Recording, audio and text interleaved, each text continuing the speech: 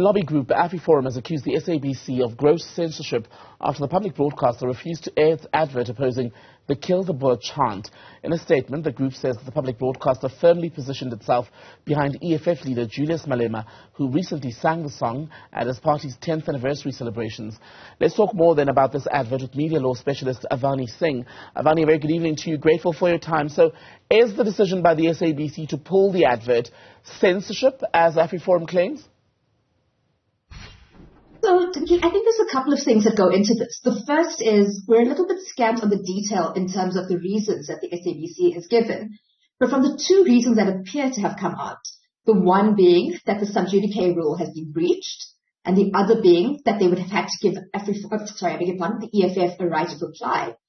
Both of those reasons seem to be utterly without foundation. And on those grounds alone, AfriForum should not have been refused the opportunity to broadcast on Radio Sonofrense or on the SABC platform.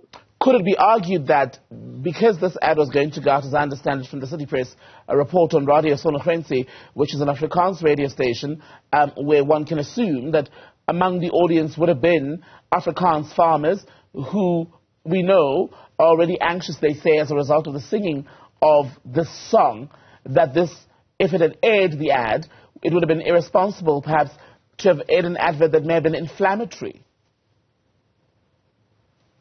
I think part of what needs to happen here is to distinguish between the controversy around the song itself and what AfriForum's advert was targeted at. So, of course, the song has been rife with questions and controversy over some time. The High Court last year, I think, found that it was not an instance of hate speech, but that has been kind of contested in public debate. But here, what the specific issue was whether or not AfriForum could run an advert asking its supporters or members of the public to support its litigation, its legal action, in terms of declaring or finally declaring whether or not the Kill the Boer song could in fact be sung. And that's a very different issue too, between singing it, inciting it, criticizing the words itself, or taking a judgment call on it, which presumably, AfriForum's position is clear, as is the EFF's. But here specifically campaigning or fundraising in order for the ordinary court process to be followed. But how clear is South African media law on cases such as this, where there's clearly a dispute now between the SABC, which would have been a media company, and what would have been a client, because AfriForum would have paid, would it have not, for this advertising? Yes, presumably. And I think the SABC, even more so as a public broadcaster, with the status that carries, I think has an even greater duty than other media organizations, although this applies across the board, to ensure that balanced views are heard, that there is adequate levels of freedom of expression.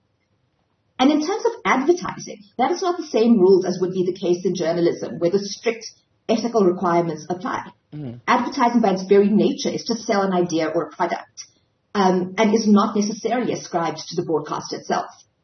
And so in the same way that a political party may broadcast an advert, in the same way that a particular washing powder may broadcast an advert, it is not necessary that a right of reply is given, and it is certainly no longer part of our law that the sub judice rule, the fact that you can't comment beforehand on potential legal proceedings, is any longer part of it, given the nature of live streaming and the way in which that's changed with online platforms. So broadcasters decide which business they want to take on when it comes to advertising, correct?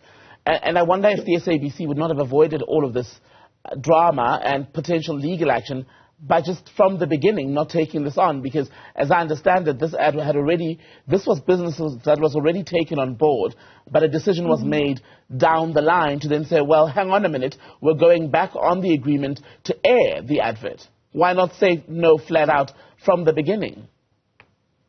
I think the SABC has exacerbated the situation for itself, but even if it had said no from the start, even if it declined to show the advert for the reasons given, I think there would still have been significant questions about the way in which the SABC exercises its advertising or implements its advertising policies. And even then, I think they would have had a challenge in terms of their refusal to air the adverts. And what now are the remedies available to AfriForum? What recourse could they get? I think there are several different ways they could go about it. I think for me the simplest way would perhaps be a complaint within the kind of self-regulatory mechanisms, such as the Broadcasting Complaints Commission, but potentially even legal recourse going forward, whether that is in terms of declaring the advert to be, declaring the act by the SABC to be unlawful or unconstitutional. And then it would be for the courts to decide whether or not that is in fact correct. And I think it will add to the ongoing vexed issue about what the song means, the context that it comes up in, and the different ways in which there is this very heated controversy that remains around it, even if it is in terms of not using the song to incite a particular outcome. Just lastly then, what would have been or what would be in South Africa reasonable grounds for a broadcaster, be it the SABC or the many other TV channels and radio stations, to say, we're not going to take on this advert, we simply will not air it? I think in terms of legal grounds, it would be a challenging argument. I think perhaps private broadcasters may apply different policies, but certainly the expectation of the SABC is to offer, I think the expectation of the SABC to contain any kinds of restrictions on free speech raises a higher bar. But also, I think perhaps just engaging with the organization who intends to broadcast there, if there is significant, genuine, credible concern, but it can't be a point of preference or a discomfort. There has to be an underpinning that is lawful and does not violate the free speech, taking into account that the right is limited, but only in particular circumstances. Avani Singh, good to speak to you, media specialist, speaking to us tonight on that story between AfriForum and the SABC, where an ad was due to go out on one of the Afrikaans radio stations. It was pulled. We're hearing at the last minute now AfriForum says it's basically being censored because the public broadcaster, according to the organization, is on the side of the EFF.